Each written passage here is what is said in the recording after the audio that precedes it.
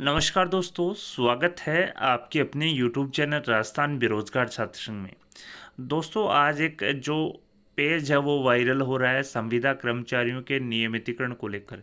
सबसे पहले मैं आपको पेज दिखा देता हूँ कि किस प्रकार का जो पेज है वो यहाँ पर वायरल हो रहा है। व्हाट्सएप ग्रुपों में ज़्यादातर जो आज ये पेज है, जैसा कि आप स्क्रीन पे देख सकते हो, 3 नंबर जो पेज है कि contractual employee must have fulfil the eligibility criteria with regard to minimum and maximum age limit as the time of initial appointment. तो यहाँ पर जो जब संविदा कर्मचारी लगा हुआ था तब मिनिमम और मैक्सिमम एज लिमिट जो है, उम्र की जो सीमा है वो यहाँ पर पूरी करता हूँ। इस प्रकार का जो पीडीएफ है, जो एक पेज है, वो 3 नंबर जो पेज है वो यहाँ पर काफ़ी ज़्यादा वायरल हो रहा है।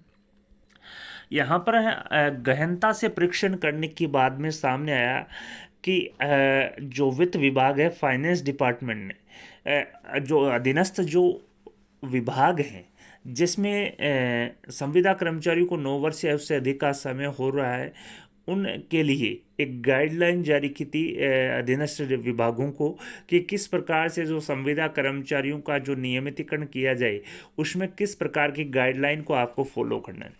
इसी को लेकर जैसा कि आपको पता है, तो यहाँ पर डायरेक्टर महोदय जो हैं शिक्षा विभाग के, इन्होंने भी एक पत्र जारी करते हुए अपने जो अधीनस्थ जो कार्मिक हैं उनसे एक प्रमाण पत्र मांगा गया था कि आप देख सकते हैं, उक्त पात्र कार्मिकों के शैक्षणिक और सेवा संबंधी समस्त दस्तावेजों का मिलान और स्क्रीनिंग कर ली गई है तथा सही पाए गए हैं।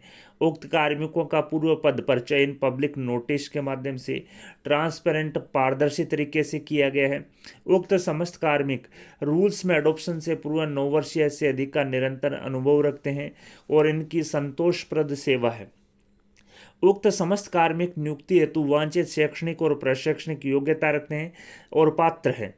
और साथ ही साथ उक्त समस्त कार्मिकों के विरुद्ध किसी भी प्रकार का कोई न्यायिक आपराधिक वाद और विभागीय जांच लंबित नहीं है। इस प्रकार का जो प्रमाण पत्र है वो यहाँ पर मांगा गया है। मैं बता दूं, फाइनेंस डिपार्टमेंट द्वारा, वित्त विभाग द्वारा जो डिपार्टमेंट्स हैं जिसमें 9 वर्ष या उससे अधिक के जो कर्मचारी कार्यरत हैं उनके नियमितीकरण को लेकर गाइडलाइन जो है वो जारी की गई थी। और इसी को लेकर ये जो पेज है वो आज यहाँ पर 3 नंबर वायरल हो रहा है। आप देख सकते हैं यहाँ पर भी जो कंपिटेंट अथॉरिटी है, जो सक्षम अथॉरिटी है, वो यहाँ पर संविदा कर्मचारियों को अगर रेगुलर करती है तो जो यहाँ पर जो कुछ कंडीशन दी गई है इनको फुलफिल करता है तभी इनको नियमित किया जा सकता है। कौन कौन सी कंडीशन है मैं आपको बता देता हूँ। सबसे पहले इन्होंने स्पष्ट रूप से कहा है कि नियमितीकरण अगर आप संविदा कर्मचारियों को करते हो कॉन्ट्रेक्चुअल एम्प्लॉय का, तब जब वो इनिशियल अपॉइंटमेंट हो, उनका प्रारंभिक जो पदस्थापन हो, उस समय उन्होंने न्यूनतम और अधिकतम जो उम्र सीमा है उसका नियम का पालन यहाँ पर किया है, तब वो यहाँ पर पात्र हैं। दूसरी जो कंडीशन है, the contractual employee must have possess the requisite educational qualification and experience as specified for the post at the time of initial appointment. साथ ही इन्होंने कहा है जो संविदा कर्मचारी हैं वो यहाँ पर जो वांछित शैक्षणिक योग्यता है और जो अनुभव है वो रखता हो, कब? जब भी आपका इनिशियल अपॉइंटमेंट हो, जब भी आप लगे नियमित पोस्ट पे। साथ ही साथ the initial appointment was made through open selection form amongst all eligible person by way of advertisement. यानी कि इनका कहना है कि अगर संविदा पर आप भर्ती हुए तब आपका जो अपॉइंटमेंट है वो पब्लिक नोटिस यानी कि सार्वजनिक विज्ञप्ति के माध्यम से हुआ हो, और जितने भी जो पर्सन जो जिन व्यक्तियों ने फॉर्म भरा हो उनमें से आपका चयन यहाँ पर जो है सार्वजनिक तरीके से ट्रांसपेरेंट मोड के माध्यम से किया हो। चौथी जो कंडीशन है, the contractual employee continuous service was not under the aid of any order of court और ट्रिब्यूनल। साथ ही इन्होंने कहा है कि जो संविदा कर्मचारी हैं उसने निरंतर सेवा की है बिना किसी बाधा के, यानी कि न तो उसने कोई कोर्ट का सहारा लिया हो न ही ट्रिब्यूनल का सहारा लिया हो। निरंतर सेवा अगर आपने की है तो आप पात्र हैं और आप जो है आप रेगुलर रेगुलर अपॉइंटमेंट यहाँ पर किया जा सकता है। साथ ही यहाँ पर जो 5वीं कंडीशन है, the contractual employee is of good character and his attendance are verified to be satisfactory. यानी कि जो संविदा कर्मचारी हैं वो उत्तम चरित्र का होना चाहिए। इसके अलावा F जो कंडीशन है, the contractual employee has not be indicated in any criminal or departmental inquiry or proceeding, nor any criminal or departmental inquiry or proceeding have been initiated against him। तो दोस्तों इन्होंने सीधा सीधा कहा है कि जो संविदा कर्मचारी हैं वो किसी भी प्रकार के जो क्रिमिनल अपराध हैं, जो विभागीय जो कार्रवाई है उसमें किसी भी प्रकार से दोषी नहीं पाया गया हो, कोई भी जांच लंबित नहीं हो। As on the date of consideration of regularisation of his service under this act. कब? यानी कि जो कोई भी विभागीय जांच और जो कार्रवाई है जो वो कब लंबित नहीं हो, जब इसको नियमित किया जाए तब। अगर अभी जैसे कि आपकी नियमितीकरण की जो प्रोसेस है वो चालू है, इस टाइम अगर किसी भी संविदा कर्मचारी के खिलाफ विभागीय जांच या क्रिमिनल जो आपराधिक जो गतिविधि में दोषी पाया गया है तो उस संविदा कर्मचारी को नियमित नहीं किया जाएगा। यानी कि अगर रेगुलराइजेशन के समय, नियमितीकरण के समय आपके पास कोई आपके खिलाफ कोई भी जांच और न्यायिक वाद और जो कार्रवाई है वो प्रक्रियाधीन नहीं होनी चाहिए। इसके अलावा इन्होंने कहा है the regularisation of service of a contractual employee under this act shall be effective from the date on which competent authority pass the order of regularisation of service of an employee. इनका कहने का मतलब है जो संविदा कर्मचारी है उसको नियमितीकरण जो नियमित है उस तारीख से माना जाएगा जब सक्षम अधिकारी जो है नियमितीकरण के से संबंधित जो आदेश है वो जारी करता है, तब वो यहाँ पर नियमित माना जाएगा।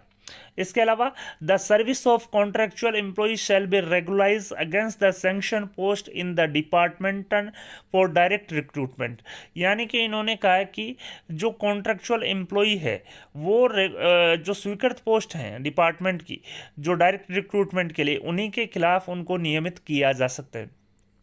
चौथी जो कंडीशन है, if the number of contractual employee who are being regularise is more than the existing vacant post in the department. यानी कि इनका कहना है कि संविदा कर्मचारी ज़्यादा हैं जो जिनका नंबर नियमितीकरण में आ रहा है, लेकिन जो वर्तमान में सर्जित पोस्ट जो हैं, जो पद हैं वो कम हैं, then additional post shall be deemed to be have been create to regularise the service of those contractual employee. यानी कि तो इनको जो अतिरिक्त जो भी पोस्ट हैं वो आपको डिम्ड क्रिएट मानी जाएगी, यानी कि वो क्रिएट करनी है और उन पोस्टों पर जो अतिरिक्त जो कर्मचारी हैं उनको भी नियमित करना है। Provided that such dimmed post create in excess of the already existing sanction post shall be the post personal to the incubate and shall be stand abolish on vacation of post by incubate। तो दोस्तों यहाँ पर इनका कहने का मतलब ये है, कुछ कंडीशन वित्त विभाग ने जारी की हैं कि इन्होंने कहा स्पष्ट रूप से कि अगर किसी भी संविदा कर्मचारी का नियमितीकरण जो 9 वर्ष या उससे अधिक का समय अनुभव रखते हैं, ऐसे संविदा कर्मचारी का नियमितीकरण के समय कुछ जो इन्होंने कंडीशन जो शर्तें रखी है वो अगर आप फुलफिल करते हो तो आपका नियमितीकरण तय है, किसी भी प्रकार की आपको परेशानी नहीं होगी। इसी प्रकार से इसी के बेस पे यहाँ पर शिक्षा विभाग ने भी जिन जिन संविदा कर्मचारी को 9 वर्ष से अधिक का समय हो रहा है उनकी जो सूचना है वो यहाँ पर मांगी है। साथ ही प्रमाण पत्र भी मांगा है अलग अलग फॉर्मेट A, B, C और D में।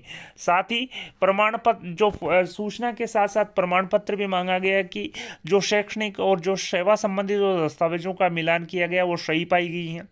कार्मिकों का चयन पब्लिक नोटिस के माध्यम से ट्रांसपेरेंट मोड से हुआ है। उक्त संविदा कार्मिक रूल्स में अडोप्शन से पूर्व 9 वर्ष से अधिक का निरंतर जो अनुभव है। यहाँ पर दोस्तों ये निरंतर जो शब्द है बड़ा ही काम का शब्द है। अगर आपके पास टाइम गैप है, जो कॉन्ट्रेक्चुअल एम्प्लॉय हैं, आपने जो संविदात्मक सेवा दी है, अगर आपके पास गैप है तो आप नियमितीकरण के लिए पात्र नहीं हैं। इसके अलावा उक्त समस्त कार्मिक नियुक्ति हेतु वांछित शैक्षणिक और प्रशैक्षणिक योग्यता रखते हैं, तब आप पात्र हैं। आपके विरुद्ध किसी भी प्रकार के न्यायिक वाद, आपराधिक प्रकरण, विभागीय जांच लंबित नहीं है तो आप पात्र हैं। इस प्रकार का जो प्रमाण पत्र है वो मांगा गया। और इसी प्रकार की जो गाइडलाइन है वो वित्त विभाग ने भी यहाँ पर जारी किए हैं। कुछ कंडीशन है, आप देख सकते हैं। कंडीशन ए, बी, ए में स्पष्ट रूप से कहा कि आप मिनिमम और मैक्सिमम जो है आयु सीमा में हैं कब संविदात्मक जब आपका अपॉइंटमेंट हुआ। साथ ही जो असेंशियल जो एजुकेशन क्वालिफिकेशन है वो आपको होनी चाहिए। कब होनी चाहिए? जब आपकी संविदात्मक नियुक्ति यहाँ पर हुई। साथ ही सी जो है कि आपका जो सिलेक्शन है जब फर्स्ट बार हुआ तब पब्लिक नोटिस के माध्यम से और ट्रांसपेरेंट मोड से हुआ है। साथ ही कंटिन्यूस सर्विस होनी चाहिए, किसी भी प्रकार से सर्विस में ब्रेक नहीं होना चाहिए। उत्तम करेक्टर का होना चाहिए, गुड करेक्टर का होना चाहिए। साथ ही एफ जो है क्रिमिनल जो है गतिविधि में शामिल नहीं होना चाहिए। आपराधिक वाद, न्यायिक जो किसी भी प्रकार की कार्रवाई आपके विरुद्ध नहीं होनी चाहिए। कब? जब आपको परमानेंट किया जा रहा है।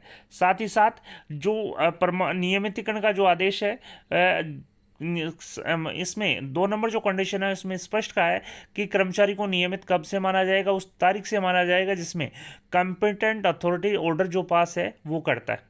साथ ही जो सैंक्शन पोस्ट हैं उनके विरुद्ध कर्मचारियों को नियमित किया जाएगा। अगर ज़्यादा पोस्टों की ज़रूरत पड़ती है तो डिम्ड यानी कि पोस्ट क्रिएट की हुई मानी जाएगी और उन पर उनको अपॉइंट यहाँ पर किया जाएगा। तो दोस्तों यहाँ पर 4 प्रकार की जो कंडीशन है वो तय की गई है। कंडीशन ए में यहाँ पर A, B, C, D, E और F यानी कि 4 और 2 6 और 2 नंबर, 3 नंबर और 4 नंबर यानी कि पूरी नो कंडीशन यहाँ पर तय की गई है। जो कार्मिक नो कंडीशन फुलफिल करता है तो ऐसे कर्मचारी को नियमित यहाँ पर किया जाएगा संविदा सेवा नियम 2022 के अकॉर्डिंग। वीडियो पसंद आई तो अपने दोस्तों के साथ लाइक और शेयर करना न भूलें। आपके अपने यूट्यूब चैनल राजस्थान बेरोजगार छात्र संघ को सब्सक्राइब करें। धन्यवाद दोस्तों। Thank you for watching Rajasthan बेरोजगार छात्र संघ।